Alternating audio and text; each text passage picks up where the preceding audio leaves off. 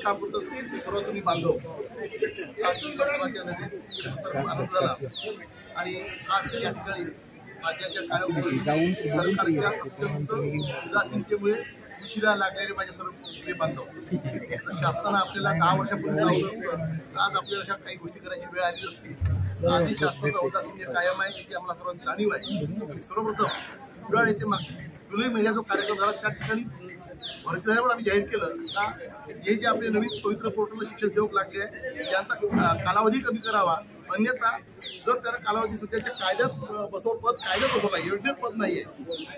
2007 पर्यंत योजनेत होतं, 2007च्या अर्थसंकल्पीय अधिवेशनाचे पद कायद्यात बसवलं आहे। त्यामुळे आता विधिमंडळात कायदा करून ते मागे घ्यावं लागतं। तर गव्हर्नमेंटला अडचण असेल तर त्यांनी तिन्ही वेतनवाढी काल्पनिक वेतनवाढी देऊन त्यांच्या पुढच्या सेवा कायम कराव्या, म्हणजे कायद्यात आहे काही गोष्टी मान्य केल्या पाहिजे। हुर्रेबाजी करणं काही असताना मी खोटं बोलत नाही, कायद्यात पद आहे त्यामुळे लगेच काही 5 मिनिटात आदेश काढून करता येत नाही। विधिमंडळात ठराव घ्यावा लागेल, तो विधिमंडळात प्रश्न मांडावा लागेल, विधेयक झाला आहे। त्यामुळे किमान आता तुम्ही 3 वर्षाची सेवा ही सर्व प्रकारच्या प्रयोजनासाठी तर आहेच आपल्याकडे GR प्रमाणे 2003च्या 27 फेब्रुवारी 2003च्या GR प्रमाणे सर्व प्रयोजनात बसते। फक्त मूळ आहे 3 इन्क्रीमेंट काल्पनिक द्या, नका देऊ पगार, तुम्ही काल्पनिक तरी द्या, आपण तर पगार लागणारच आहे। पण जेव्हा चर्चेची वेळ येईल काल्पनिक द्या, निगोशिएबल द्या, म्हणजे कायम करताना 4थी वेतनवाढ एकदम लागली पाहिजे। अशा प्रकारची आपली फायनल मागणी राहणार आहे। आपण त्या पद्धतीनं प्रयत्न करू, लगेच म्हटल्याबरोबर यश मिळत असं नाही आहे, फार मोठी लढाई द्यावी लागते आणि आपली तयारी पाहिजे, ठीक आहे। आणि पालक म्हातारे वगैरे कृपा करून उपोषणाला बसू। मानधन वाढीच्या बद्दल काय 16,000 त्यांनी केलं आहे। पहिल्यांदाच मला माहिती 2,500 मानधन होतं। आम्ही नागपूर मोर्चा काढला 3 झालं, पुन्हा देवाजी नाना उदयराव अध्यक्ष असताना पुन्हा मोर्चा काढला तर 6 झालं, आता मुजोरांचं कधीतरी मिळालं 16 झालं।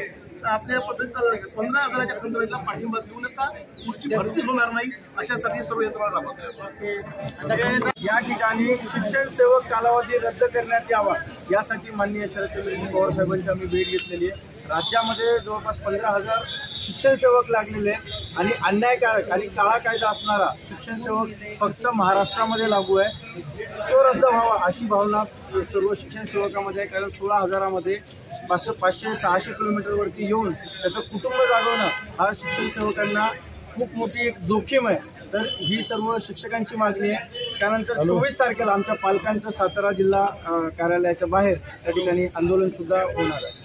काय मागणी आहे? आमची मागणी आहे की जे 3 वर्षाचा शिक्षण सेवक कालावधी आहे कुठल्याही पदासाठी क्लास 3 असो 4 असो त्यांना प्रोबेशनरी पिरियड एवढा नाही आहे। फक्त शिक्षण सेवक, कृषी सेवक आणि त्या ठिकाणी ग्रामसेवक या 3 जणांना आहे, परंतु त्यांना मूळ वेतन मिळतं, परंतु शिक्षण सेवकांना मूळ वेतन मिळत नाही। शिपाई जरी लागला तरी त्याला मूळ वेतन दिलं जातं, परंतु शिक्षक हा समाज घडवणारा एक घटक आहे।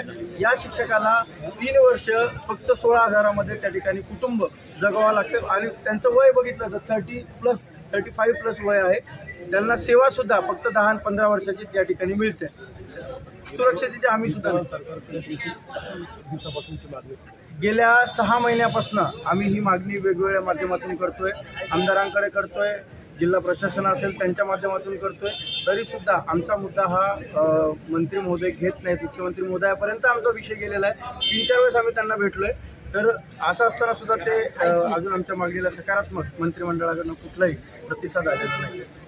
आता तुम्ही काय करतो? पवित्र आम्ही शिक्षण सेवक असल्यामुळं 24 तारखेनंतर जे आमचे पालक लोक आंदोलन या ठिकाणी सातारा जिल्ह्यामध्ये राज्यस्तरीय आंदोलन करताय त्यांना पाठिंबा म्हणून आम्ही काळ्या फिती लावून त्या ठिकाणी काम करणार आणि रात्रीच्या वेळेस जे शिक्षण सेवक जवळपासचे ते सर्व त्या ठिकाणी मुक्कामाला आम्ही तिथे येणार।